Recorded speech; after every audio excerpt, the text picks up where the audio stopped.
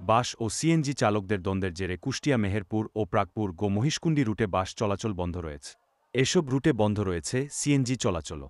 কুষ্টিয়া জেলা মোটর শ্রমিক ইউনিয়নের কার্যকরী সভাপতি আব্দুল হামিদ মুকুল জানান, গতকাল ভেড়ামারায় যাত্রী ওঠানো নিয়ে সিএনজি চালকদের সাথে বাস চালকরা দ্বন্দ্বে জড়িয়ে পড়েন এবং সিএনজি চালকরা আমাদের কয়েকজন চালকসহ শ্রমিকদের মারধর কর।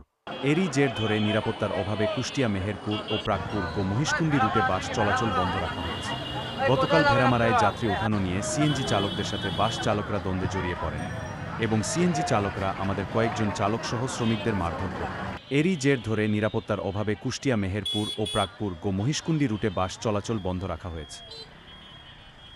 আপাতত আমাদের গাড়ি বন্ধ আছে কুষ্টিয়া প্রাগপুর মহেশকুণ্ডী আর কুষ্টিয়া মেহেরপুর বন্ধ আছে। বন্ধ হওয়ার কারণ হচ্ছে এই সিএনজি নামে যে গাড়িগুলো চলে, এই গাড়িগুলা আমাদের বাসকে আঘাত করে, ভাঙচুর করে। তার জন্য শ্রমিকরা মারটার খাওয়ার পরে এখানে এসে বাস টার্মিনাল গাড়িগুলো বন্ধ করে দেয়, এই দুই রোড বন্ধ করে দেয়। তারপরে এখন আমরা কালকে সারাদিন এখানে মিটিং করছি মালিক সমিতি সহ।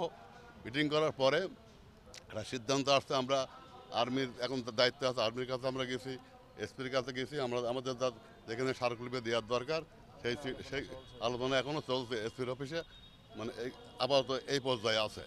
এদিকে হঠাৎ করে বাস ও সিএনজি চলাচল বন্ধ থাকায় চরম বিপাকে পড়েছে এসব রুটে চলাচলকারী যাত্রীরা। অতি দ্রুত সমাধান চান তারা। আমরা মারধর বলতে আমরা এরকম কোনো মারধর করি নাই। প্রথমে তারা স্টার্ট করছে, রাস্তাঘাট ওদের এলাকায় ভেড়া মারায় মারছে। আর আমরা আমাদের স্টাফরা হয়তো মারধর করছে, আর আমাদেরকে ধাক্কাধাক্কি একটু হয়েছে। আমরা চাচ্ছি মানে সুষ্ঠু সমাধান। এই গাড়িগুলো তো আমাদের চরম ক্ষতি করছে।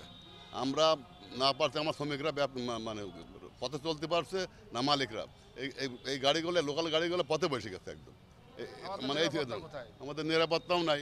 এখন যে আমরা বাস চালাবো, শ্রমিকরা রাস্তায় গিয়ে মার খাবে, দায়িত্বগুলো তো আমাদের ঘাড়ে এসে পড়বে।